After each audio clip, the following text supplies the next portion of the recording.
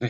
아, 선배님도 되게 열심히 써주셔가지고, 제가 요새, 감사드리고요. 오늘은, 이제 2주차 수업으로, 그 선배님들, 이제, 지난주에는 제가 글을 왜 써야 될지, 또, 어떻게 써야 될지, 일단 좀 기본적인 것들을 이렇게 말씀을 드렸는데, 오늘은 이제 거기에 좀, 스킬적인 부분들을 조금 더 가미를 해서, 한번 구성 방식, 그다음에 첫 문장, 마무리 어떻게 하는지, 또 이제 몇 개의 또 글쓰기 좀 스킬들 이런 것들 좀 같이 좀 나눠보고 마무리를 하고자 하는데 1주차, 2주차 영상만 보셔도 제가 글쓰기 할 때 제가 중요하게 생각했던 다른 글쓰기는 뭐 어떤지 모르겠지만 제가 좀 중요하고 제가 적용했던 그런 좀 방법들이니까 한번 쓰시다가 적용을 좀 해보셨으면 좋겠고요. 일단 그 18일 동안 쓰시면서 아직도 여전히 좀 어떠세요? 글쓰기가 나는 아직도 어렵다 1번. 그래도 이제는 좀 쓰기가 수월하다 2번 한번 채팅창에 한번 남겨보시겠어요? 아, 이제는 좀 수월하기 쉽다. 근데 글쓰기가 계속 쓰다 보면은 그래도 어려우실 거예요. 그게 지금 기준에서는 이제 조금 계속 쓰시다 보니까 수월해지신 건데 이제 더 지나면은 더 쓰기가 어려워진다. 왜 그럴까? 여전히 이제 어떤 선생님 같은 경우도 이제 내 상태를 이제 뭐 워낙 또 뭐 이제 또 내공이 있으시니까 뭐 이러는데 글쓰기 어려운 상황이 사람들이 이제 계속 쓰다 보면은 아 이게 내가 이 정도로 써도 될까? 아니면 아니 내가 아직 이거를 드러내는 게 좀 쉬운 일이 아닌데 그러니까 내 현재 상태를 아직 인정을 못한 상태에서 이렇게 또 쓰다 보니까 아 이게 다 내려놓지 못하고 그냥 또 내 얘기를 쓰다가 지우다가 쓰다가 지우다가 이런 경우가 많이 생기는 거거든요. 그리고 두 번째는 이제 거꾸로 아까 선배님처럼 이제 좀 쓰기가 좀 수월해진다 그러면은 이제 하고 싶은 게 쓰고 싶은 게 너무 많은 거예요. 어떤 주제를 드렸는데 이것도 쓰고 싶고 저것도 쓰고 싶고 근데 뭐 현미도 아시겠지만 말이란 게 뭐 이렇게 일하시다 보면은 뭐 밑에 후임들이 이렇게 얘기하다 보면은 뭐 장황하게 설명하면 그 핵심이 뭔데 뭐 말하고 싶은 게 뭔데 근데 또 뭐 상사들한테 보고할 때 저도 막 이것 이렇게 얘기했다 저렇게 얘기해야 되는데 글도 그렇거든요. 글도 이것저것 다 쓰다 보면은 하고자 하는 말이 정확히 뭔지 이게 흘러간다는 거죠. 그렇기 때문에 한 가지 주제만 쓰자. 그러니까 예를 들어서 뭐 좋아하는 프로그램, 텔레비전 프로그램 쓰라 그랬는데 프로그램 잘 쓰다가 갑자기 영화 얘기까지 넘어가고 영화에다가 책 얘기까지 넘어가고 이러면 안 된다라는 거예요. 심플하게 쓰자. 그리고 세 번째, 한 번에 잘 쓰려고 한다. 한 번에 그냥 시간이 없고 막 빨리 막 잘 쓰고 싶어 이런 조급함 때문에 자꾸 막 한 번에 잘 쓰려고 하는 거예요. 근데 말은 어때요? 말은 한번 내뱉으면 주어 담수가 없기 때문에 좀 신중하게 하자고 하잖아요. 말 같은 경우는. 근데 글은 틀려요. 글은 신중하게 써도 초고를 써놓고 계속 고칠 수가 있잖아요. 계속 고치고 고치고 고치고. 그래서 글은 뭐다? 한 번에 잘 쓰려고 하지 말고 초고를 일단 완성을 해놓고 양을 먼저 채워놓고 그 다음에 고쳐 나가는 게 맞다. 이렇게 생각을 하셨으면 좋겠어요. 그래서 일단 내 상태를 인정을 못하다 보니까 이게 조금 어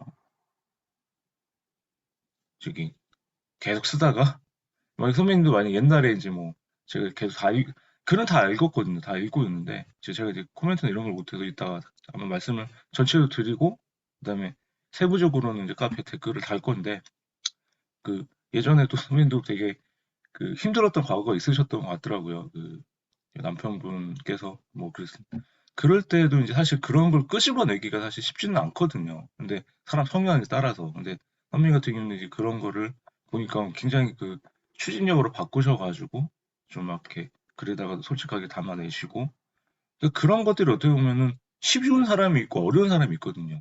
근데 그 상태를 인정을 못 하다 보니까 이제 쓰다가 내 얘기, 딴 사람 얘기 쓰자.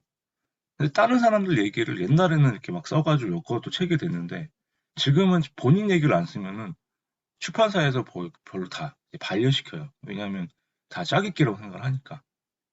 그래서 우리는 이 세 가지를 어떻게 하자?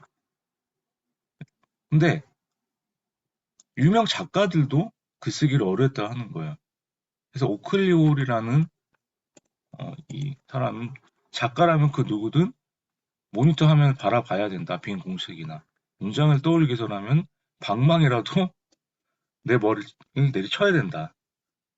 그쵸? 선배님도 어떠세요? 막뭐 보고서 쓸 때도 그렇고 누군가를 뭐 글은 계속 쓰셨잖아요. 그죠? 근데 이게 글을 쓰시면서도 굉장히 머리가 아프실 때도 많았어요. 막 이렇게 막 머리를 쳐야 되고 그렇잖아요. 어떤 날은 잘 써지고 어떤 날은 또 안 써지고. 근데 그게 글이라는 것도 사실 말하시면 이게 뭐 오랫동안 직장을 해서 아시겠지만 자기 몸 상태랑도 이게 관련이 있잖아요. 막 심신 상태가 막 지치고 피곤하면 더 안 되고 또 감정이 막 기복이 있으면 더 잘 안 써지고. 근데 그럴 때마다 이제 막 근데 더 심한 유명 작가들은 매일 글을 써야 됐기 때문에 오늘 어떻게 써야 되지? 스토리를 어떻게 엮어야 되지? 소설 쓰는 사람은 더 했을 것 같다는 생각이 들어요. 그리고 존 스텝이라는 사람 들어보셨을 거예요. 유명한 작가. 이분도 첫 줄을 쓰는 것은 어마어마한 공포이자 마술이다. 기도는 동시에 수줍음이다. 이렇게 또 얘기를 하는 거죠. 그러니까 딱 백제 공포를 하는 거죠. 뭐 써야 되지? 저도 그렇거든요. 저도 딱 마주하면 뭘 써야 될까? 그리고 토마스 마이는 사람은 작가는 다른 사람들보다 글쓰기를 어려워하는 사람들이다. 근데 우리는 뭐라 그랬어요, 제가? 매일 쓰는 사람이라고. 제가 매일 쓰는 사람들이 작가라고 했죠. 우리 선배님도 책을 아직 안 내셨지만 작가예요. 그러니까 우리는 당연히 작가이기 때문에 사람들보다 글을 더 많이 써요.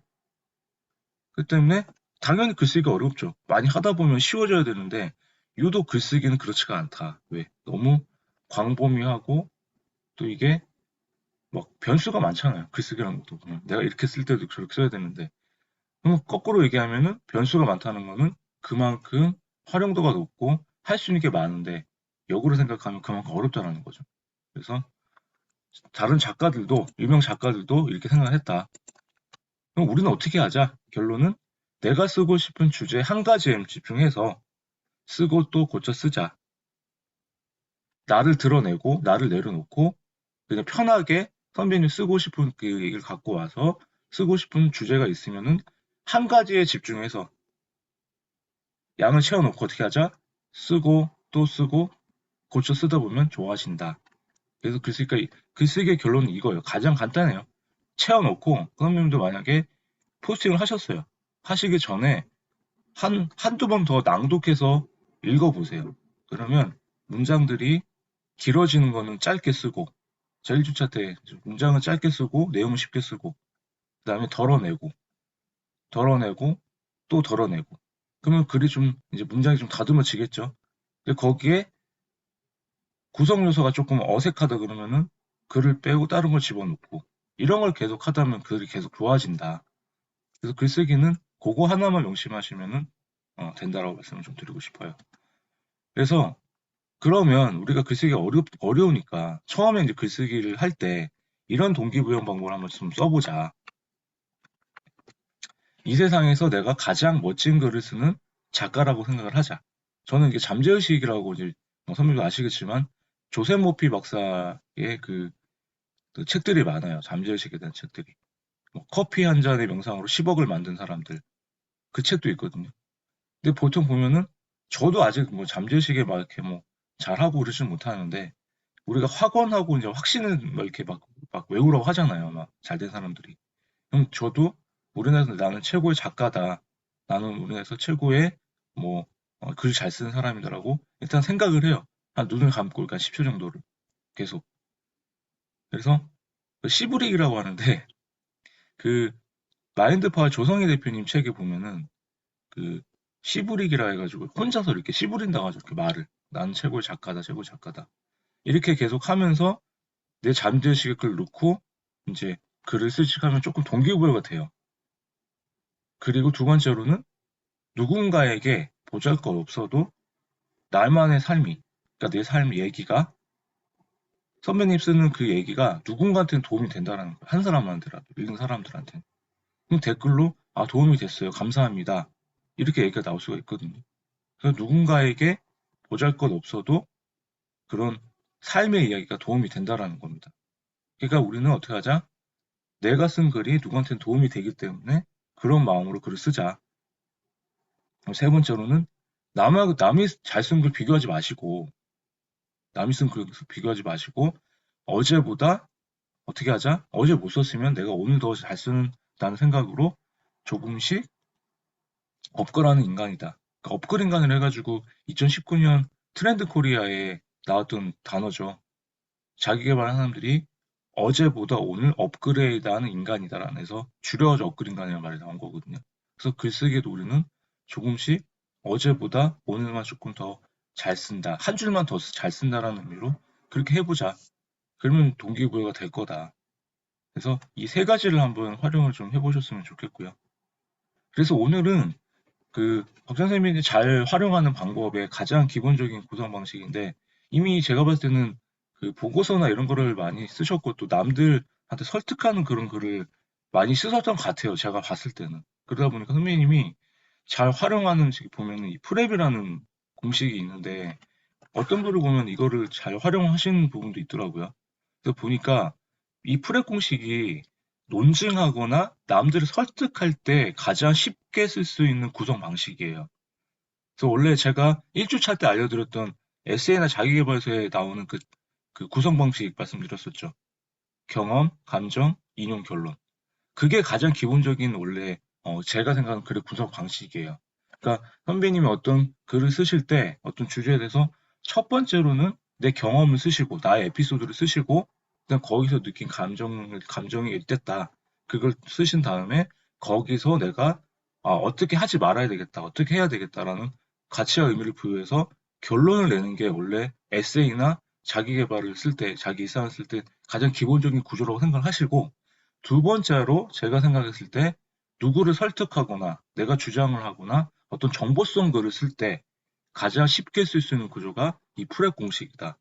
그래서 보시면은 PREP라고 해가지고 이제 프랩이라 하는데 그럼 뭐 이게 우리나라에 따지면은 선생님도 아시겠지만 양과식, 두과식, 미과식이잖아요. 두과식은 뭐예요? 내가 하고 싶은 주제를 가장 먼저 위에 놓고 그 다음에 풀어 쓰는 거고 미과식은 그 예시나 이런 걸 뭐 해놓고 마지막에 내가 하고 싶은 주제를 얘기를 하는 거고 양과식은 이 프레 구조랑 똑같아요.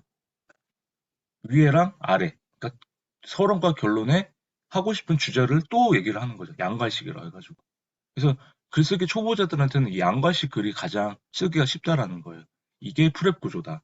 그래서 P라는 게 내가 하고 싶은 주제를 쓰는 거예요. 그 다음에 reason, 그 주제에 대한 뒷받침을 근거를 하는 거고, 세 번째로 그 근거에 대한 예시를 쓰고, 네 번째가 포인트, 다시 핵심을 강조한다. 한번 어떻게 써보는지 한번 보여드릴게요. 제가 썼던 글을. 제가 썼던 글을 한번 보여드리면 금방 이해가 되실 거예요, 선생님. 제가 썼던 글 중에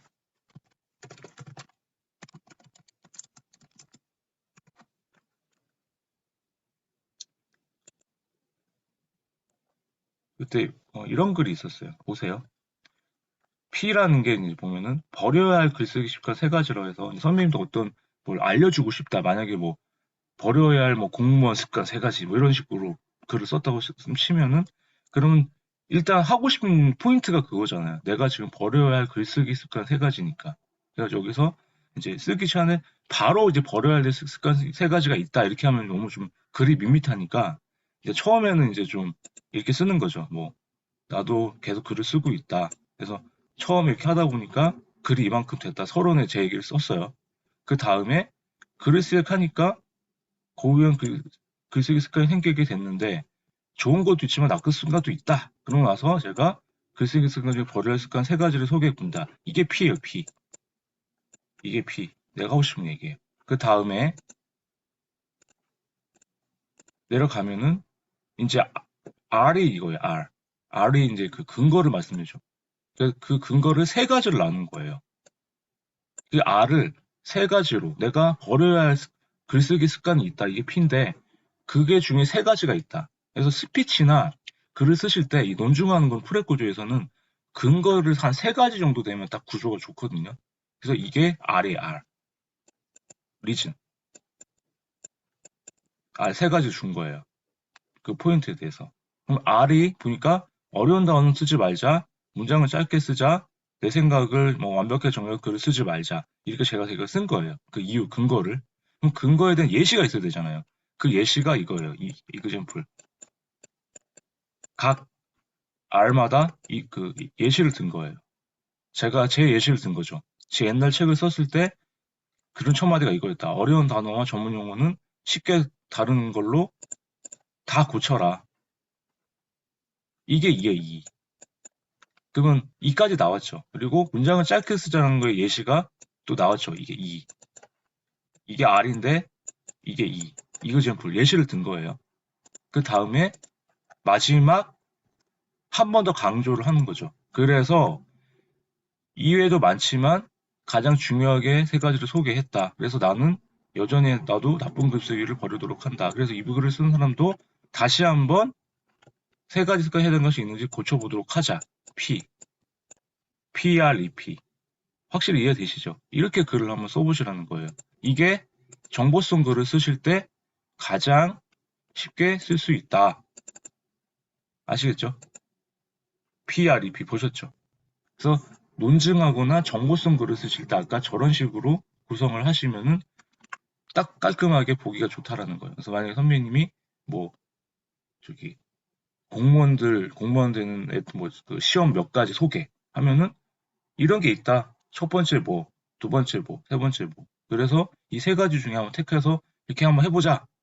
뭐 구성 방식이 나왔죠. 그런 다음에 글을 쓰시면 되겠어. 그래서 오늘 키포인트는 그거예요.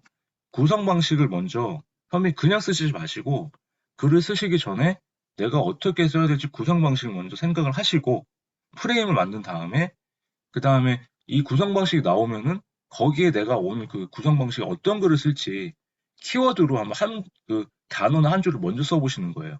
내가 이 구성 방식에는 어떤 걸 쓰자. 그러니까 선배 보고서 쓰실 때처럼 어떻게 큰 틀을 만들어 놓고 내가 뭘 써야 될지 생각하시잖아요. 그건 똑같은 거예요. 그런 다음에 쓰신 다음에 글을 살을 붙여서 늘리면은 글쓰기가 굉장히 더 쉬워진다. 쉬운 것보다 수월해진다. 이렇게 한번 해주시면 좋겠어요. 그래서 우리가 흔히 말하는 구성 방식은 옛날에 배웠던 서론, 본론, 결론, 기승전결 되게 많은데 많아요. 다양한 글쓰기 하려면 되게 많아요. 선배님들한테. 그죠? 구성 요소를 변화하는 게 되게 많아요. 그럼 어떤 게 있는지 한번 볼게요. 글쓰책이 많은데 이 책은 이제 제가 그 나중에 글쓰기 책을 제 책도 있겠지만 이 강원국의 글쓰기라는 책이 있어요. 강원국 작가가 쓴 강원국의 글쓰기라는 책. 이거는 꼭 사서 보세요. 제가 시중에 나왔던 책 중에 강원국의 글쓰기, 강원 작가님 이 강원국의 글쓰기 책이 뭐 강 대통령 뭐라고요? 강원국의 글쓰기. 강원국? 네, 강원국 작가님. 아, 제가 발음 좀 강원국 작가님이 쓰신 건데 강원국의 글쓰기라고 제가 나중에 링크 한번 올려드릴게요. 그 강원국의 글쓰기라고 해서 강원국 작가님이 쓰신 뭐 대통령의 글쓰기 뭐 저기 뭐 누구의 글쓰기 뭐 이런 시리즈가 있어요. 근데 회장님의 글쓰기 아실 거예요. 대통령 글쓰기.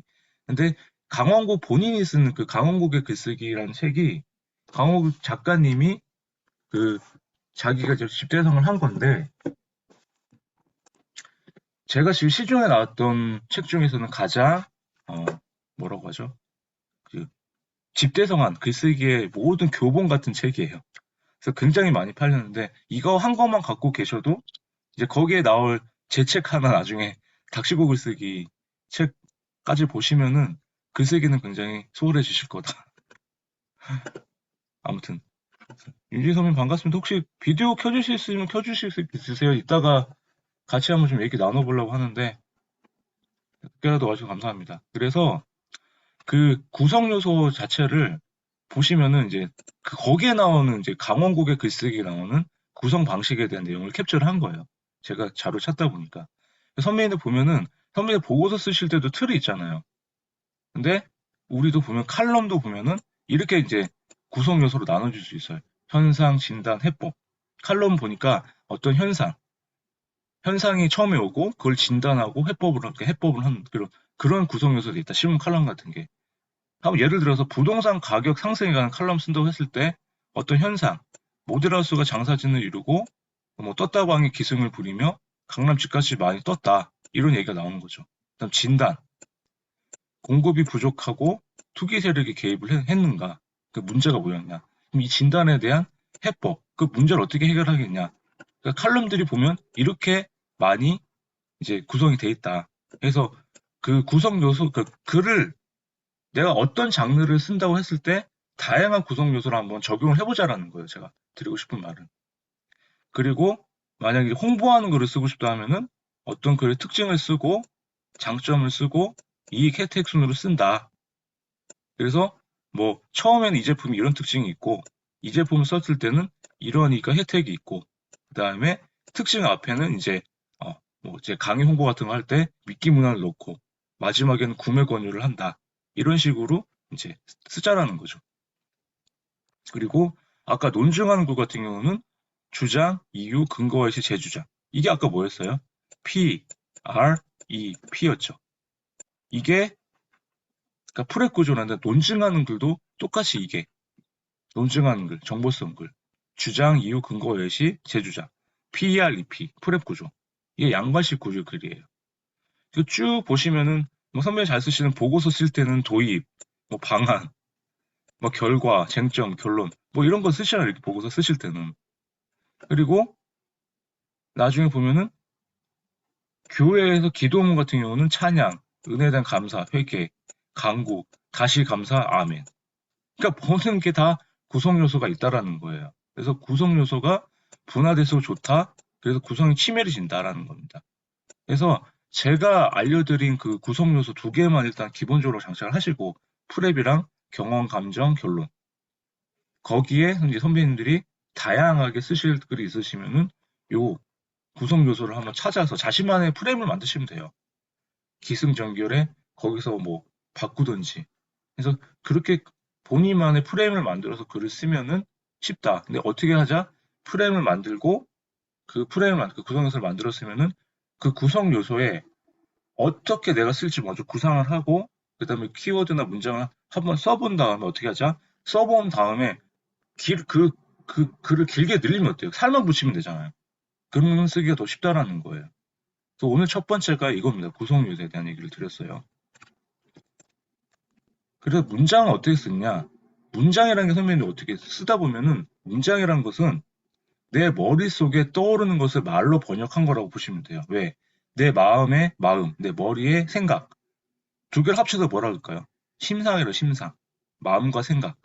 내 머릿속에 있는 생각과 내 마음속에 떠오르는 감정들을 그냥 막 처음에 쓰는 거죠, 문장이라는 게. 그때는 구어체로밖에 쓸 수가 없어요. 처음에는. 처음에 쓰는 거니까.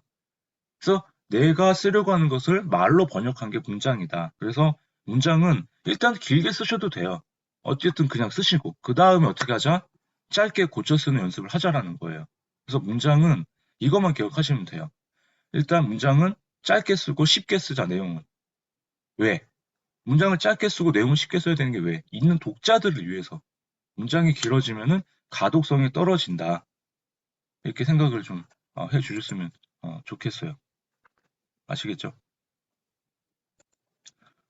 혹시 윤진희 선배님 오늘 그 비디오는 오픈을 못 하시나요? 지금 아침이라서 같이 좀 이따가 얼굴 보고 얘기를 할 건데 일단 계속 진행을 해볼게요. 그리고 그래서 목적어를 수식하는 형용사가 있고 서술을 보여서 부사가 있는데 그 선배님 나중에 글 쓰실 때 보면은 뭐 내가 잘했다, 뭐 조금 했다, 뭐 너무 했다, 매우 했다, 뭐 이런 게 보면은 부사가 있는데 부사 같은 경우도 많이 쓰면 안 좋아요. 그래서 부사 같은 경우는 나중에 읽다가 선배님이 정말 이렇게 문맥상 내가 조금 했다, 뭐 너무 잘했다 이런 게 문맥상 흐름이 맞으면은 그냥 넣으셔도 되는데 만약에 그냥 뭐 내가 지금 홍나연 작가의 강의를 듣고 있다. 근데 잘 듣고 있다 해서 잘을 빼도 상관없잖아요. 그냥 듣고 있는 거니까. 그래서 부사나 형용사들은 많이 뺄수록 오히려 글이 더 심플해질 수 있기 때문에 형용사 부사도 그 나중에 고쳐 쓰실 때, 태고하실 때 많이 덜어냈으면 좋겠다. 이렇게 한번 좀 말씀을 좀 드리고 싶어요. 그래서 첫 문장을 아까도 말씀 백제공포인데 첫 문장을 어떻게 쉽게 쓰느냐 한번 7가지, 8가지 방법을 제가 공식이 있는데 이거를 선배님들 그냥 그 8가지 중에서 한 가지만 나중에 갖다 쓰시면은 굉장히 수월하게 쓰실 거다. 왜? 첫 문장을 쓰게 되면은 그 다음에 두 번째, 세 번째면 계속 잘 써지잖아요. 사람들이 이렇게. 첫 문장을 못 쓰기 때문에 그게 힘든 거거든요. 때문에 첫 문장 자체로 쓰려면은 어떻게 하자? 첫 번째 방법이 이거예요. 책에 나오는 인상 깊은 구절이나 명언으로 시작을 하자. 명언으로 시작하는 거야, 명언으로. 그러니까 행복에 대한 했다면은 행복에 대한 명언을 찾는 거고. 그래서 명언을 찾을 때는 네이버 들어가셔가지고 네이버 들어가셔가지고 제가 한번 보여드릴게요. 이 네이버 창 있잖아요. 여기서 선배님 쓰는 행복 명언 이렇게 쳐보세요. 그러면 이 명언 정보 해가지고 이렇게 크게 나와요. 이렇게 보면은 다 있어요. 선생님 보면 여기 사랑, 인생, 공부, 뭐 성공 다 보이시죠 이거? 그러니까 여기서 그냥 갖다 쓰시는 거예요. 다 나와 있잖아요. 이렇게 해서 쓰시는데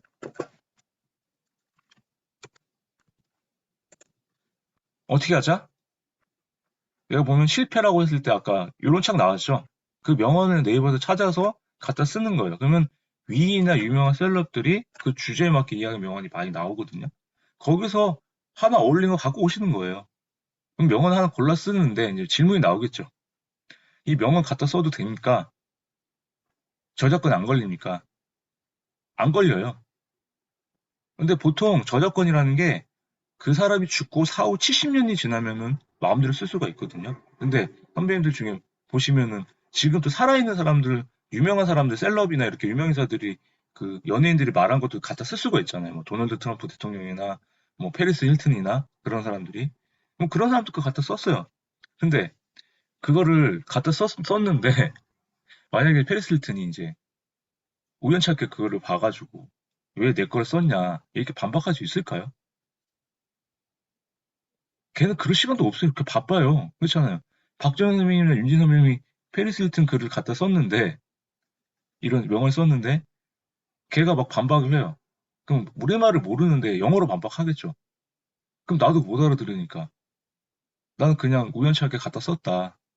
그렇기 때문에 그냥 신경 쓰지 말고 갖다 쓰자. 워낙 모든 책들이 그렇게 많게 돼. 그럼 일일이 다 잡아내야 되잖아요.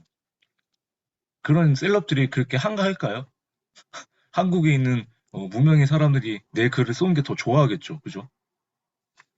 그래서 그 나중에 인용하실 때 그래도 좀 걱정이 나시는 분들은 인용할 때 걱정 없는 세 가지가 있거든요. 성경, 이소부화, 그리고 하나가 저기 불경. 그 세 개. 진짜로요. 성경이나 이소부화는 그냥 갖다 씌워도 돼요. 예. 그건 저도 제가 그렇게 많이 쓰거든요. 그 두 번째는 어떤 특정한 날에 있었던 사건을 시작하자는 거예요, 선배님들. 내 인생에 특별했던 사건이나 아니면 우리나라 사람들이라면 기억하는 일들을 떠올려서 그걸 첫 문장 써보시는 거예요.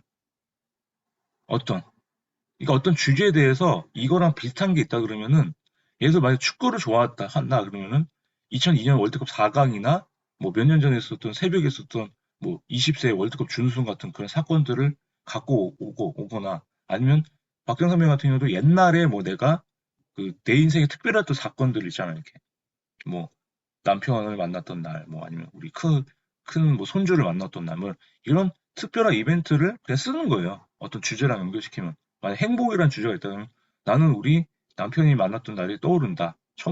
뭐 단락이었고 두 번째 단락에 우리 손주를 만났을 때 그렇다. 아니면 우리 첫 애를 만났을 때 나는 되게 힘들었지만 걔 얼굴을 보니까 행복했다. 그러니까 이런 것들을 첫 문장에 쓰는 거죠. 우리 남편을 만난 날이 기억난다. 이게 첫 문장이에요. 그 다음에는 어때요? 그 사건으로 파생된 경험의 느낌을 한 줄, 두 줄 계속 쓰실 수 있겠죠. 그러니까 첫 문장에 쓰면은 그냥 그 다음엔 자동으로 나오잖아요. 남편과 만난 날이다. 처음 만난 날. 그 사람 생김새를 두 번째 그 문장에 쓸 수도 있고, 세 번째는 느낌을 쓸 수도 있고. 그래서 그렇게 한번 써보자라는 거예요. 그래서 저 같은 경우는 이제 화생방에 그 내 인생의 고통스러운 기억들을 했을 때 처음에 나왔던 게 화생방이었거든요. 다시는 느끼고 싶지 않은데 들어갔다 보면은 이제 그 가스에 대한 그런 거 하려고 하는데 막 진짜 우리나라의 모든 그 재 보면은 모든 구멍에서 그런 게 다 나왔다. 아침부터 죄송하지만 그런 좀 안 좋은 기억들이 있다. 또 세 번째로는 어디 장소, 사람 관찰, 어디에 간 적이 있다, 아니면 어떤 사람을 봤다 이렇게 첫 문장 시작하시는 거예요. 그래서 만약 박정 선생님께서 오늘 뭐 글을 쓰시는데 뭐 오늘 뭐 카페에 어디 나가셨다, 뭐 커피 한잔 하고 나가셨는데 뭐 저기 점심 때 누구를 봤다, 내가 커피 한 잔을 지나가다 봤는데 뭐 싸우는 커플을 봤다, 뭐 아니면 어디 카페에 간 적이 있다. 그러면 그 이제 상황이나 그 사건에 대해서 계속 나열을 할 수가 있겠죠. 두 번째, 세 번째 문장들이. 그래서 그렇게 한번 써보는 것도 좋다. 그리고 네 번째가 요거 사자성어나 속담 격언. 아까 첫 번째랑 똑같아요. 그러니까 첫 번째는 명언을 썼는데 네 번째는 그 뭐 고사성어 같은 거, 뭐 사자성어 같은 거 있잖아요. 아니면 뭐 중국의 이제 논어의 뭐 이렇게 한자어 같은 것들, 그런 것들을 써놓고 중국의 뭐 논어를 보면 이렇게 나온다. 그럼 그게 어떤 의미인데 내가 오늘 겪었던 일하고 생각을 해보니까 이건 아닌 것 같다. 그래서 오늘 아까 제가 이제 그 아침 일찍 일어나서 이제 수업 준비하다가 뉴스를 봤는데 정말 안타까운 일이 너무 많더라고요. 아까 이제 일어났던 일 중에 20대 남자인데 제대하가 차자마자 일주일 만에 저기 그 극단적인 선택을 했대요. 제대하고 왜 죽지? 이랬는데 그 제대하기 하고 나서 그 후임들이 두 명이 찾아와가지고 만나고 그 다음에 선택을 했다는데, 그게 보니까 그 두 후임이 이 선임이 착하니까 얘한테 돈을 빌려가서 안 갚은 거예요. 근데 선임이 이제 제대하고 돈을 달라고 하니까 제대했으니까 이제 받을 수가 없잖아요. 근데 그 후임 둘 중에 한 명이 손도끼를 들고 와서 협박을 했다는 거예요. 그러니까 되게 무서웠겠죠. 그러니까 내가 봤을 때는 돈을 뺏긴 것 같아요. 그냥 빌려준 게 아니라.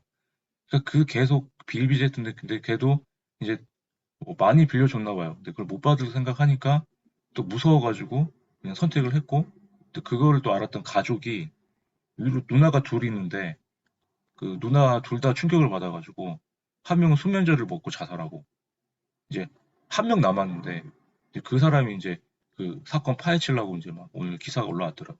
그래서 그런 걸 보면은 그런 게 보면 이제 저는 그런 거를 좀 유심히 보거든요. 그러니까 좀 그런 걸 갖다 써서 막 자세하게는 쓰진 않지만 왜 이럴까? 그러니까 그런 거를 이제 첫 문장에 이제 쓰는 거죠. 그런 거를 에피소드로 써놓고 첫 문장에 뭐 사필 기정이다. 이런 애들은 어떻게든 다 잡혀가서 일은 반드시 다 바르게 돌아가게 되어 있다. 이런 식으로 이제 첫 문장을 쓰고 아까 제가 말씀드린 그 에피소드를 쓰고 뭐 이렇게 이런 식으로 그렇게 구성을 할 수 있다는 거죠. 그렇게 한번 활용을 해보시면 좋겠고, 세 번째로는 뭐 계절 날씨, 오늘 비가 온다 그러면은 아침에 황상현 작가의 강의를 듣고 내가 창문을 봤는데 비가 내리더라. 비가 내리더라. 이런 식으로. 비가 내렸다. 오늘 비가 내리니까 뭐 예전에 어 저기 나를 좋아했던 그 사람이 생각이 난다. 뭐 이런 식으로 뭐 쓸 수가 있잖아요. 좀 감성적인 글이나. 이렇게 해서 다섯 번째는 계절의 날씨관에 대해서 한번 첫 문장을 쓰시고 한번 이렇게 쭉 쓰시면 어떨까 한번 말씀을 좀 드리는 거고요. 그 다음에 일곱 번째, 여섯 번째죠, 여섯 번째.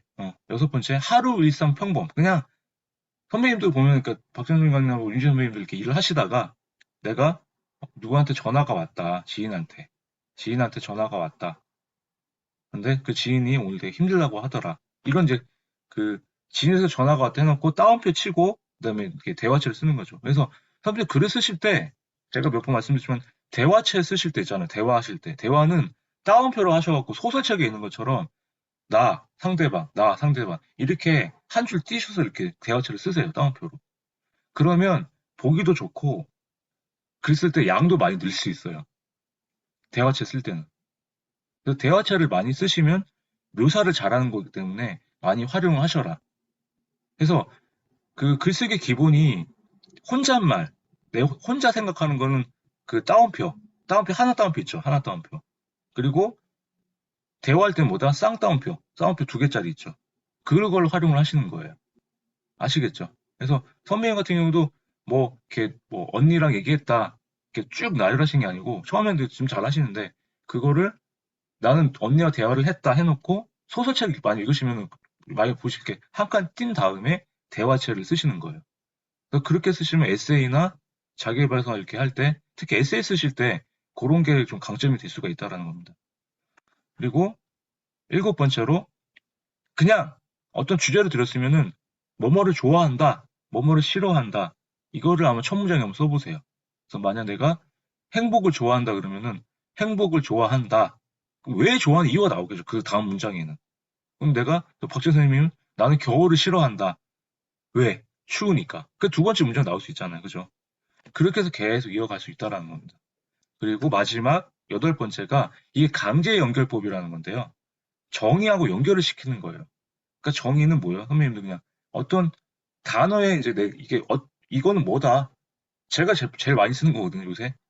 뭐 문단이란 뭐냐? 문단은 문장과 문장의 덩어리를 뭐 합한 것이다. 사전을 찾아보니까 이걸 첫 문장에 쓰시는 거예요. 그러면 문단이라는 것이 뭐다?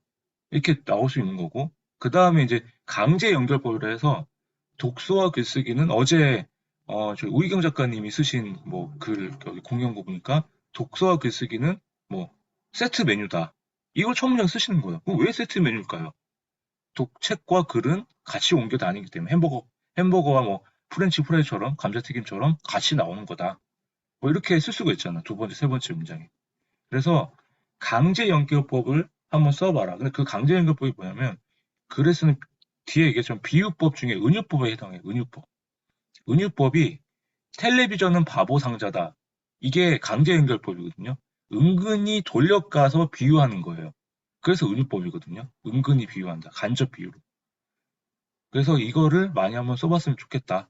그래서 첫 문장은 이렇게 한번 써보세요. 그러면 되게 수월하게 쓸 수가 있다. 말씀을 좀 드리고 싶어요. 그러면 첫 문장을 잘 썼는, 그러면 마무리 잘하는 방법 뭘까? 마무리 잘하는 방법 뭘까? 저는 이 다섯 가지를 많이 활용을 합니다. 첫 번째로는 주제를 다시 강조하는 거예요. 아까 양과식으로 쓰자 했었죠.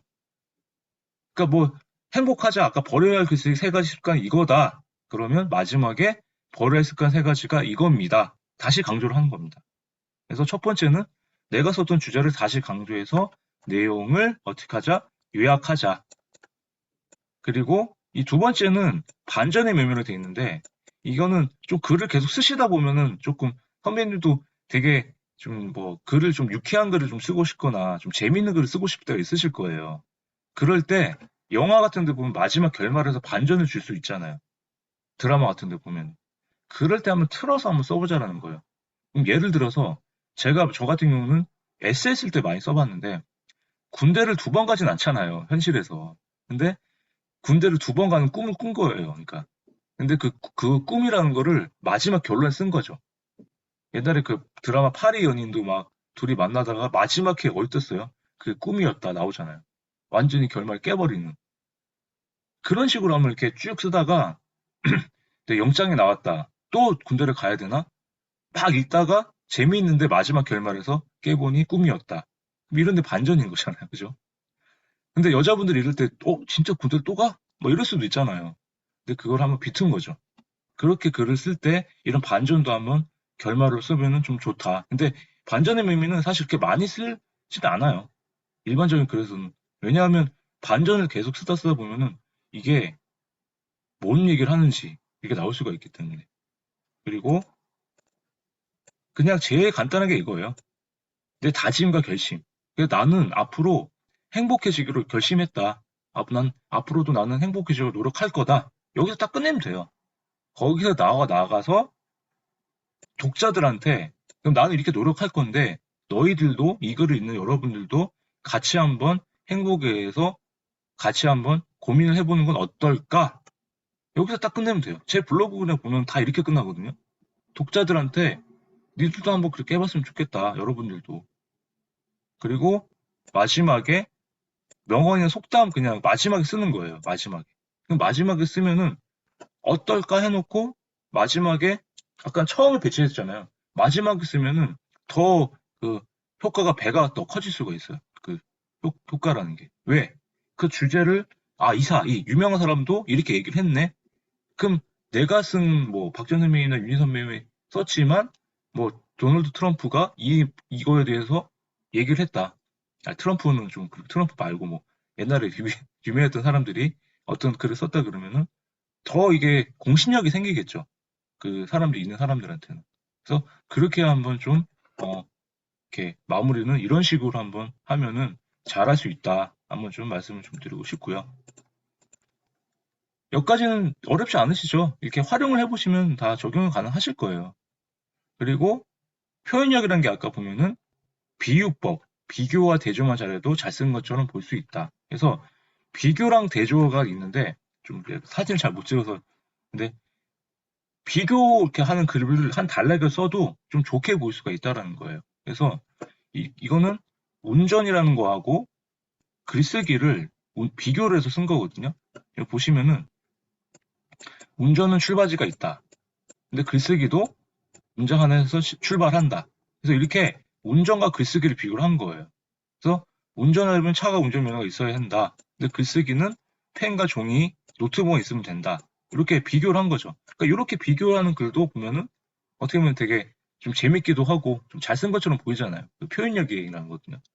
그래서 한번 이렇게 한번 어떤 글을 쓰실 때 어떤 대상과 어떤 대상을 비교를 해보자. 그래서 이런 식으로 나열해서 쏘고 결론을 내도 한번 좀 특이하게 좀 특별한 글쓰기가 될 수 있다.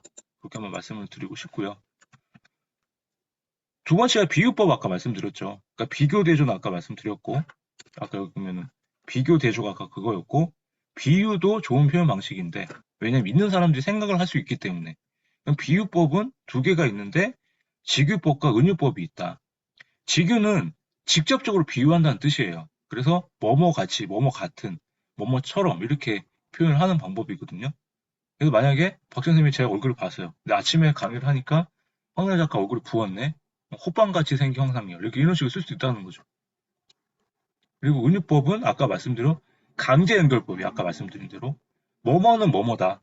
그래서 독서와 글쓰기는 우희경 작가님이 말씀하신 독서와 글쓰기는 뭐 세트 메뉴다. 이런 식으로 은유법은 서로 다른 그 명사를 연결해서 은근히 비유를 하는 거예요. 간접 비유법을 하는 거죠.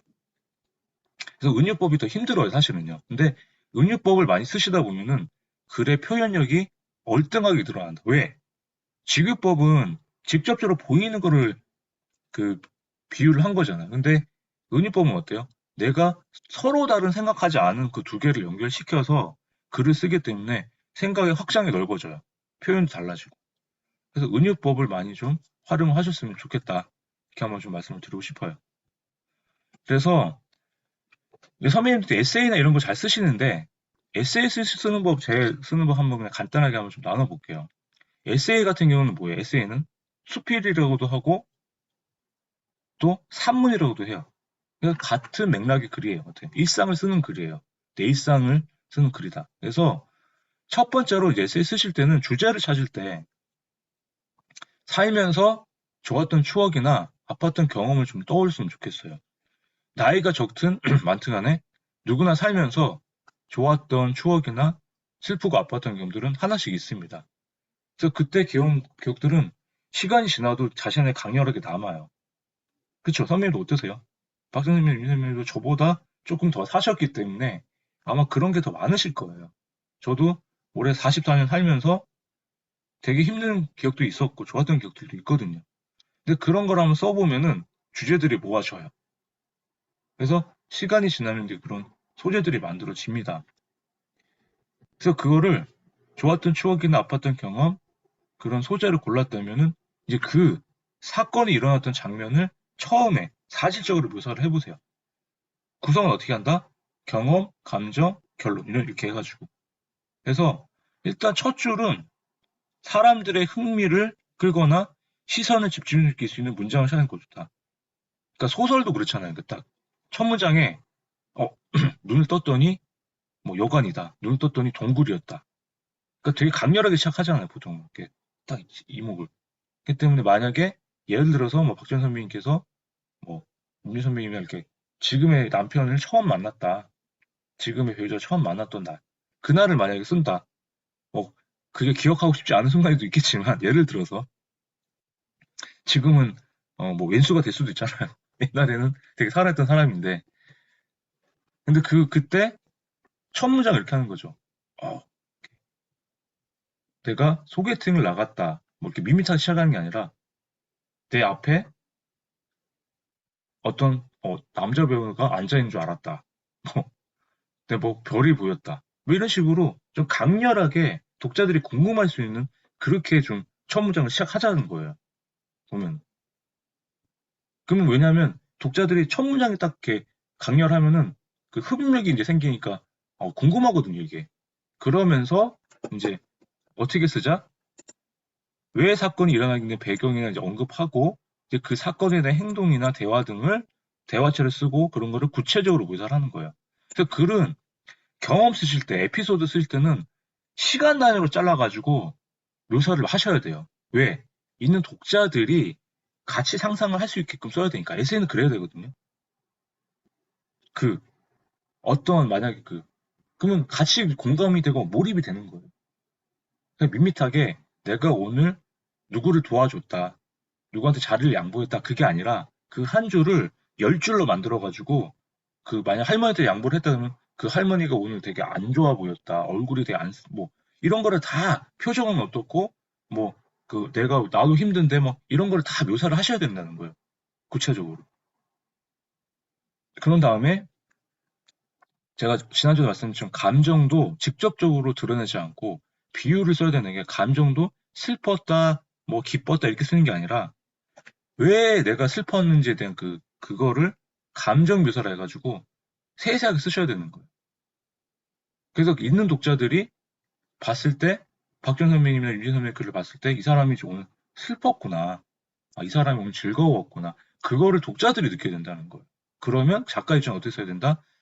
치밀하고 묘사를 정말 막 자세하게 안 쓰더라도 하나하나 독자들이 공감할 수 있고 상상할 수 있게 써야 된다는데 그게 에세이의 가장 큰 강점이에요. 생생하게 묘사한 장면을 상상하면서 화자의 감정을 따라가는 것이 이게 에세이는 그렇게 써야 된다는 거예요.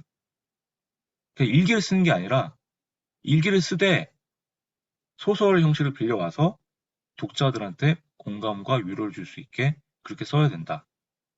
마지막 세 번째로 에세이는 그래서 일단 솔직하셔야 돼요. 나를 내려놓고 내 글을 있는 글을 그대로 보여드려야 돼요. 제가 보기에는 글을 잘 쓰고 에세이를 잘 쓰시는 분들은 보통 자기 감정이 되게 솔직하거나 아니면 감정의 기복이 좀 있거나 아니면 감성적이거나 아니면 옛날에 내가 되게 힘들었거나 근데 힘들을 때 지금 생각해 보면은 그때 그런 감정들이 계속 울컥하거나 그런 것들을 갖고 있는 사람들이 에세이를 잘 쓰더라고요. 저도 에세이를 좋아하는데 근데 제가 봤을 땐 박정 선배님이나 윤희 선배님께서도 좀 어릴 때 보면 이제 좀 막 꺼내고 싶지 않은 기억들이 굉장히 많으셨던 것 같아요. 근데 저는 되게 그게 모르겠어요. 행운한지는 모르겠는데 그런 거를 쉽게 어디 얘기를 못 하시는 거를 글로 옮기셨잖아요. 그러니까 저는 그게 잘하셨다고 생각하는 거예요.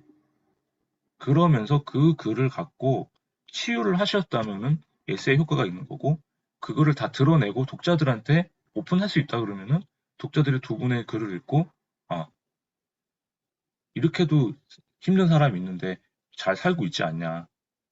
지금은 다 괜찮으신 거잖아요. 그때 기억들이 더 아프실 뿐이지.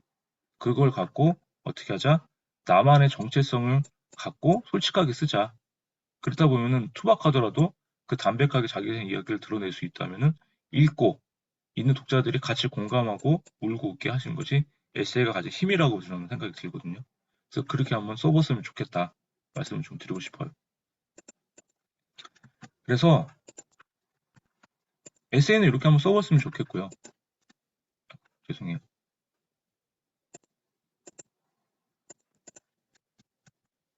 그 리뷰 쓰는 법 있잖아, 리뷰. 선배들 리뷰 쓰는 거. 리뷰 쓰는 거 제가 한번 강의 몇 번 했었는데, 리뷰는 이렇게 책 읽고 리뷰 힘들면 아까 말씀드린 구성 방식을 몰라서 못 쓰시는 거예요. 구성 방식. 이렇게 한번 써보시면 좋겠어요. 처음엔 이 책을 읽게 된 동기를 한번 써보시고, 두 번째는 저자, 목차 소개를 하시고, 그 다음에 세 번째, 인상 깊고 감명 깊었던 구절과 나의 생각을 적어보자. 그리고 마지막에는 이 책이 지니는 가치에 대해서 한번 생각을 해봤으면 좋겠다. 이렇게 써보시면은 굉장히 쉽게 쓸 수가 있다. 그래서 가장 중요한 게 뭐다? 구성 방식이다. 구성 방식만 잘 갖추고 있으면은 어떻게든 변형해서 쓸 수가 있다라는 거. 제가 만든 거예요, 이거는. 제가 만든 표거든요. 한번 갖고 가서 쓰셔도 돼요. 그래서 이걸로 저는 계속 쓰고 있고 이걸로 몇 번 온라인 서점에 오늘의 서평에서 많이 뽑히기도 했고요. 그래서 제가 그래서 자신있게 말씀을 드릴 수 있는 거예요. 그리고 그래서 온라인 글쓰기 비법 이거는 제가 지난번에 글쓰기 할 때도 말씀 한번 드렸었죠. 제일 쓰기 쉬운 거는 블로그 할 때 한 주제를 정해놓고 박정 선생님 같은 경우 내가 그냥 공무원 애들한테 이렇게 하겠다. 그러면 공무원 블로그를 만들어서 공무원 그냥 나중에 공무원 되고 싶은데 사람들한테 막 다 그거를 그 정보성 글을 계속 올리는 거야. 하루에 하나씩. 그러면은 박준녀라는 그 사람이 공무원 40년 경력에 나중에 이 뭐 취업 전문가처럼 그 브랜딩을 할 수가 있거든요. 그러니까 매일 그냥 똑같은 주제 정해놓고 그 세부 주제를 매일 올리는 거예요. 그냥 제가 그랬거든요. 그냥 단순하고 무식하게 그냥 올렸어요. 저는 그러다 보니까 저는 자기가 글쓰기 자체가 저한테는 콘텐츠가 된 거죠. 그 땅에 대한 것도 그렇고 그냥 무식하게 올렸어요. 그냥. 근데 그게 제일 낫더라고요. 근데 제일 중요한 보다 단무지, 단순하고 무지하고 지속성. 그 제목도 사실은 그 둥빠님이 제 글 보고 가져가신 것 같더라고요. 그래서 단무지란 거 그때 공유했었는데 단순 무지 지속 그게 가장 제가 봤을 땐 브랜딩하는 가장 좋은 방법이다. 그리고 시간을 정해놓고 포팅을 하자. 이건 그때 말씀드렸지만 사람들이 들어온 시간대가 있거든요. 직장인 같은 경우는 6시, 8시 아침에 출근할 때 그리고 점심시간 12시, 1시 왜냐면 그때 할 일이 없으니까 요새 핸드폰은 그냥 보잖아요. 유튜브나 뭐 블로그나 이런 것들. 그 시간 노리자는 거예요. 그 퇴근할 때, 그 자기 전에. 그래서 그 시간대에 선배님도 만약 맞춰서 이렇게 올리시면은 좋은 글이 될 수 있다. 이렇게 한번 말씀을 드리고 싶고. 그 다음에 세 번째로는 처음에 반응이 없는 것을 두려워하지 말자라는 거예요. 처음에 막 반응이 뭐 없거나 이런 거에 대해서 되게 신경 쓰지 마시고 처음 반응이 없는 것을 두려워하지 말자. 이게 가장 중요하다. 왜? 계속 올리다 보면은 그 관심 있는 사람들이 들어오거든요. 저도 그랬어요. 근데 사람들이 항상 그렇죠. 뭐든 하다가 좀 포기하고, 에이, 하다가 말고, 방치하고. 이러니까 안 느는 거예요. 그냥 단순하고 무식하게 지속하면은 다 되더라고요. 뭐든. 그 포스팅도 오늘 한 명 왔다고 그러지 마시고, 내일 또 오실 거예요. 그러니까 매일 그냥 똑같이 올리세요, 그냥. 계속. 근데 올리는데, 이제 올리는데도 사람이 안 오면은 블로그 상위 노출 같은 또 강의 들어가지고, 아, 그러면 좀 키워드를 다시 넣어볼까? 이런 걸 하나씩 그냥 적용해 보시는 거예요. 그러다 보면은 나중에 뭐 박정현, 윤진이 이렇게 선배님 이렇게 치시잖아요. 그러면 자기 블로그에 이렇게 올라올 때가 있어요. 그럼 그럴 때 사람들이 또 많이 들어오거든요. 그러면 그때 또 이웃 신청이 되게 많아져요. 저도 한번 그러고 나 이렇게 계속 쓰다 보니까 하루에 막 10명, 20명씩 막 이웃 신청이 계속 들어왔었어요. 그러다 보니까 계속 지금 늘어나서 지금 한 8,900명 정도 지금 블로그 이슈 됐거든요. 곧 10,000명 될 것 같은데 그렇게 이제 계속 키워나가는 거죠. 그래서 다산 정약용 글쓰기를 하면은 선배님들 거의 이제 마지막 가고 있는데 다산 정약용의 이제 글쓰기 방법을 볼까? 글을 쓰면은 독서 글쓰기 좋아하는 사람 딱 2명을 만나요. 조선시대에. 그 두 분이 연암 박지원과 다산 정약용이에요. 연암 박지원 같은 경우는 굉장히 소설로서 유명한 사람이에요. 둘 다 실학자지만. 근데 다산 정약용은 어때요? 다산은 많이 더 들었죠. 박지원보다는 정약용이 더 위대한 실학자이자 옛날 정조의 그거였고, 그 다음에 500권, 600권 이상의 책을 썼던 작가다. 이렇게 많이 알고 계시죠. 그래서 정약용 같은 경우는 진짜 희대의 천재. 제가 봤던 조선 후기에. 그래서 그 탤런트 정혜인이라고 아실 거예요. 정혜인. 정혜인이 정약용의 직계를 해요. 그래서 정혜인 얼굴을 보면은 잘생겼잖아요. 다산 정약용도 잘생겼대요. 그 얼굴이. 그래서 옛날에 정조가 되게 총애했잖아요. 근데 정약용을 딱 보면은 키도 크고 막 그 기생 오리비처럼 생겨가지고 근데 기생 오리비처럼 생기니까 진짜 기생들이 되게 좋아했대요.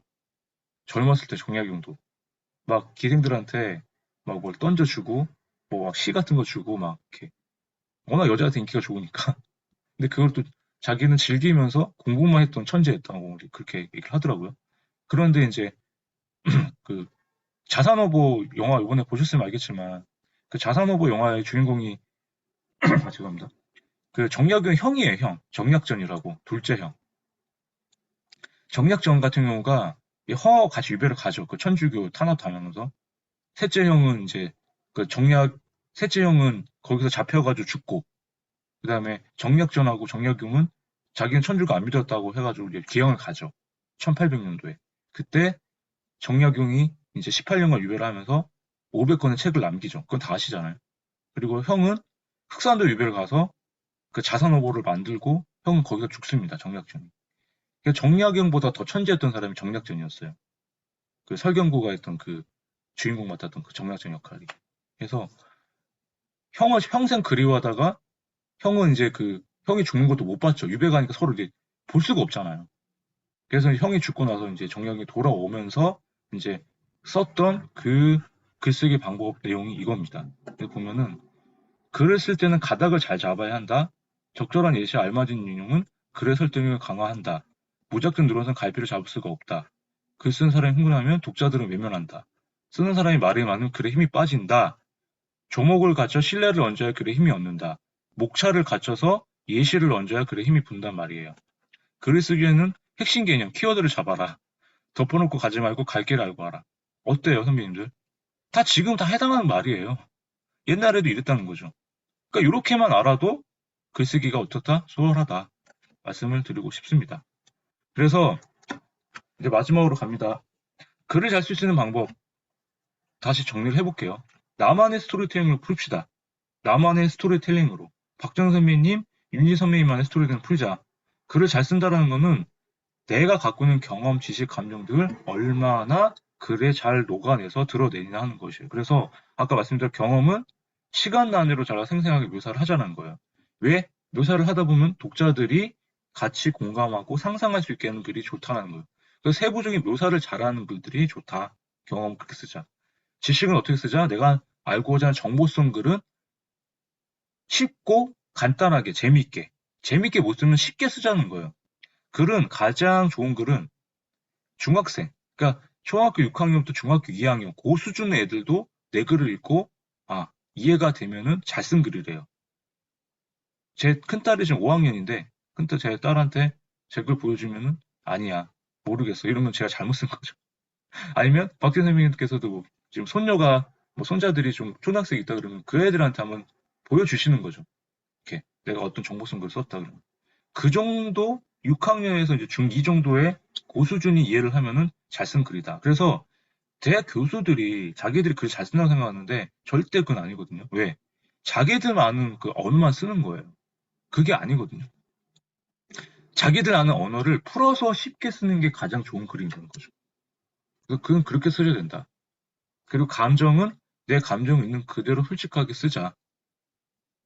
내 감정을 있는 그대로 솔직하게 어떻게 쓰자? 솔직하게 그냥 쓰지 말고 아까 말씀 왜 뭐지 그 상황을 솔직하게 쓰면 독자들이 이 사람이 기뻤다 슬펐다를 느낄 수 있게 그렇게 쓰자라는 겁니다. 그리고 독자는 내가 얼마나 글을 잘 쓰는지 관심이 없어요. 도움이 됐거나 공감이 됐거나 그런 생각만 쓰기 때문에 선배님들께서도 우리가 쓴 작가는 독자에게 어떤 도움을 줄 수 있는지 내 경험이 어떤 공감이나 위로를 줄 수 있는지만 생각을 하자는 거예요. 잘 쓴다 그런 거 신경 쓰지 마시고 독자들은 박정 선배님이나 윤희 선배님 글을 보고 도움이 됐구나. 위로를 받구나. 되게 힘들었겠구나. 이런 것만 생각하시면 돼요. 그래서 우리 작가도 독자에게 어떤 도움을 줄 수 있는지 공감이나 위로를 줄 수 있는지 그런 생각을 하고 글을 쓰자. 그래서 그 투박하면은 그 진정성이 다 전달이 된다. 이렇게 생각하시면 좋을 것 같아요. 그리고 한 개 글은 한 개 주제만 생각하자. 이것저것 욕심내다가 아까 말씀대로 다 놓쳐요. 한 개 주제만 쓰자. 오직 하나만. 그래서 그 키스 법칙이라고 나와요. 키스 법칙. 그 입맞춤하는 게 아니라 keep in simple short 해가지고 단순하고 짧게 쓰자. 글이 키스의 법칙이란 그거. keep in simple short 해가지고 심플 단순하게 short 짧게 유지하자. keep 유지하자. 그래서 글은 키스의 법칙으로 단순하게 쓰자. 그게 가장 중요합니다. 그리고 선배님들 필사 많이 하시죠. 책을 읽다가 좋은 구절은 필사를 많이 하세요. 근데 필사를 하는 게 뭐야? 문장을 모으는 게 아니라 콜렉터가 되는 게 아니라 우리는 적용을 해야 되겠죠. 강의도 수집만 하는 게 아니라 강의를 들었으면은 적용을 해야 되겠죠. 그래서 제가 오늘 강의를 했으면 어떻게 하자? 적용을 하셔야 되겠죠. 글쓰기에. 그래서 좋은 구조는 필사해서 나중에 선배님들 글 쓰실 때 중간에 그 문장 하나 넣어가지고 주어 목적어를 내 이름만 바꿔보는 거예요. 내 상황에. 그 문장을 그대로 갖다 써도 되는데 그 문장을 갖다 쓴다고 해서 표절이 안 걸려요. 책은 그렇지 않아요. 그냥 그걸 갖다 쓰는데 약간만 바꿔 쓰는 거죠. 그럼 그건 뭐예요? 음악에서 샘플링 하는 거랑 똑같은 거예요. 그러니까 좋은 문장을 내 상황에 대입해서 많은 도움이 되게끔 이렇게 한번 써보세요. 어차피 필사하게 좋은 문장 생각한 거잖아요. 그럼 그 문장을 갖다 썼기 때문에 내 글이 더 세련되게 보일 수가 있다. 왜? 좋은 문장이 들어갔기 때문에. 그래서 필사를 하고 나만의 문장을 다시 바꿔서 써보자. 그래서 그게 제 글쓰기 선생님이 썼던 그 이은대 작가님의 강한 독서라는 책이 그 내용이에요. 이게 독서를 하며 내 문장을 바꿔서 써보자. 그게 독서와 글쓰기를 한 번에 할 수 있다는 그 내용으로 쓴 책 그거거든요. 그리고 글을 잘 수 있는 방법. 자기 체면을 이용해 편하게 쓰자.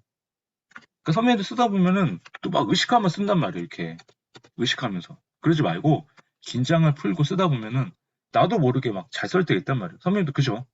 무의식적으로 그냥 편하게 쓰자. 그냥 그게 가장 제가 봤을 때 잘 쓸 수 있는 방법 중에 하나다. 그리고 가장 중요한 한 번 양을 채우고 오다. 초고는 뭐다? 제가 모르겠어요. 초고는 뭐다? 초고는 쓰레기다 그랬어요. 초고는 쓰레기다. 초고는 양을 채워놓은 거 했죠. 한번 쳐보세요. 채팅창에. 초고는 쓰레기다. 오늘 또 왜? 초고를 양을 채워놓고 그 다음에 어떻게 하자? 고치고 또 고치고 또 고치고. 아시겠죠? 고치고 고치고 고치고. 해밍웨이도 400번의 태고를 거쳤다고 합니다. 글쓰기는 재능보다 뭐다? 얼마나 더 노력하고 고치느냐에 따라서 글이 많이 달라진다. 아시겠죠? 글쓰기는 또 고치다. 계속 고치자. 이렇게 생각하시면 좋겠고. 그래서 한 줄에도 그냥 쓰는 습관을 좀 가져버렸으면 좋겠다. 가장 중요한 거. 글쓰기도 습관이라는 거죠. 매일 조금씩 쓰셔야 그래 그 리듬을 놓치지 않습니다.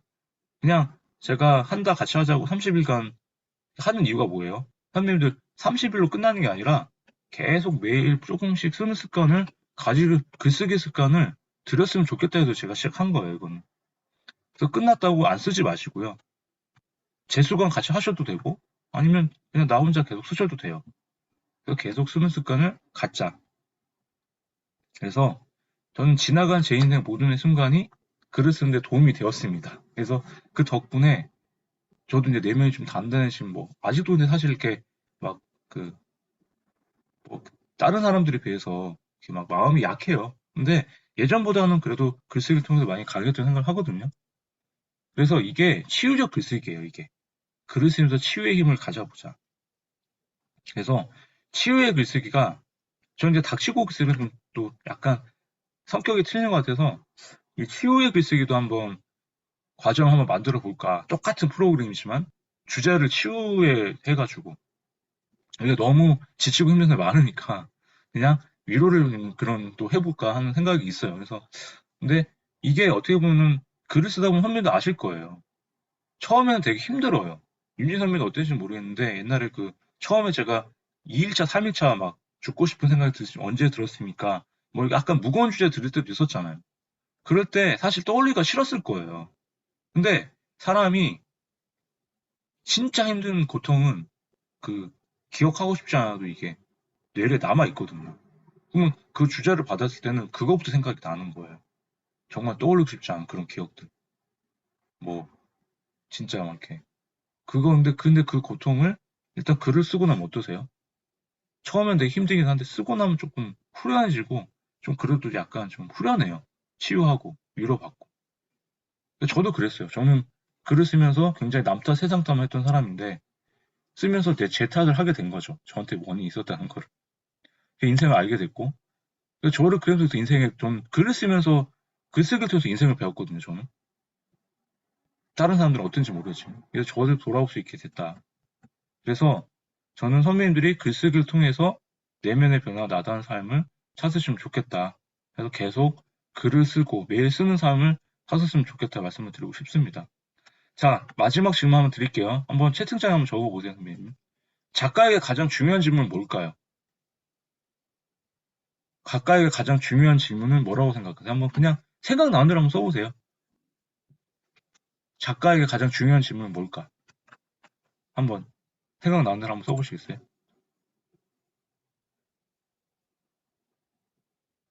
생각이 안 난다. 그럼 그냥 공개를 할까요? 공개를 해보면 왜 어떻게 무엇을 쓰고 있는가가 아니라 내가 지금 매일 쓰고 있는가? 지금 내가 매일 쓰고 있는가라는 게 작가한테는 가장 중요한 질문입니다. 내가 가장 안 써진다고 오늘은 잘 써지니까 계속 쓰고 내일은 안 써진다고 안 쓰실 거 아니잖아요. 그게 아니라 매일 내가 조금씩 쓰고 있는가. 저는 매일 쓰는 사람이 작가라고 말씀을 드렸습니다. 왜? 작가는 글을 쓰는 사람이에요. 맞잖아요. 그리고 공무원도 직장인도 매일 일을 하는 사람이잖아요. 근데 왜 책을 한 권 내놓고 글도 안 쓰면서 작가라고 할까요? 저는 그런 사람들이 정말 증오스럽고 별로 만나고 싶지도 않습니다. 글을 쓰시는 분들이 책을 안 내도 선배님들이 작가라는 걸 명심하시고 글쓰기는 글쓰기를 통해서만 배울 수가 있고 글쓰기를 통해서만 실력이 늘 수가 있습니다. 그래서 나탈리 골드버그의 이 말을 한번 한번 하셨으면 좋겠고요. 글쓰기는 선배님들 잊고 살았던 자기 삶을 발견하고 해석하는 작업입니다. 그래서 저는 똑같이 지난 선배님들의 삶과 평범한 현재 일상 이야기에 나만의 가치를 부여하는 마음으로 쓰셨으면 좋겠다는 말씀을 좀 드리고 싶고요. 잘 쓰는 글은 없기 때문에 선배님들만의 글을 쓰시고 자신만의 글을 당당하게 쓰십시오. 잘 있으면은 자신만의 향기가 나기 때문에. 그래서 글을 쓴다는 것은 모자이크 등 흩어진 선배님들 인생 조각을 다시 맞추고 그것을 통해 마음을 취하는 작업 때문에 매일 한 줄이라도 쓰였으면 좋겠다. 그래서 오늘 1차 수업은 여기서 마치도록 하겠습니다. 잘 들어주셔서 감사하고요.